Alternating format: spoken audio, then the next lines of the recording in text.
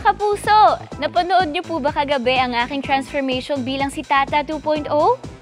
Well, hindi po dyan nagtatapos ang twist sa My Ilonggo Girl. Dahil kasabay ng revenge ni Tata para sa kanyang pamilya, maguguluhan din ang kanyang puso. Kaya help me choose mga kapuso, is it Team Jampol or Team Francis? Makichika kay Lars Santiago.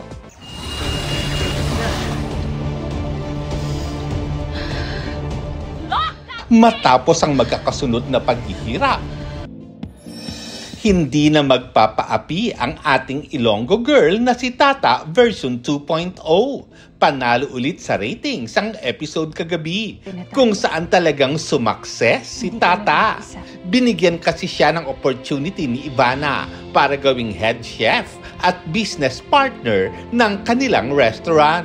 At di lang siya nakahanap ng bagong kaibigan, nabigyan din ng bagong bahay at pangmalakasang makeover na nakakasobrang Latina. So tingnan natin kung paano ba siya magti-take revenge dun sa mga umapit talaga sa kanya. Anong gagawin niya pag nakita ulit sila ni Francis?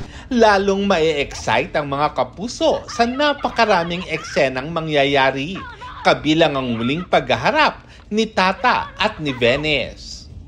Gayun din ang pagkikita nila ni Francis. Bakit ngayon ka lang?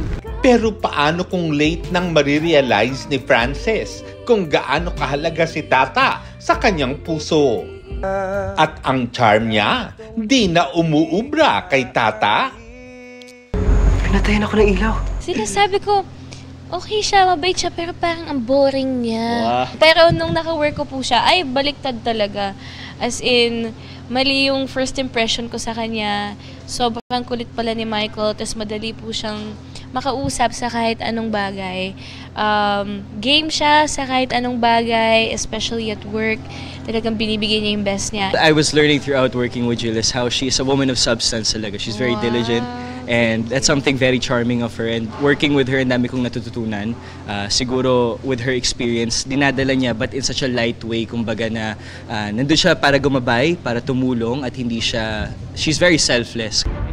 Dapat ding abangan kung anong mangyayari sa pamilya ni Venice, lalo't isang kasinungalingan na naman ang kanilang gagawin. Sino nagpaampun sa'yo? Carmen ang pangalan niya.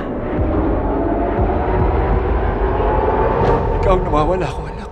Lars Santiago, updated sa showbiz happening.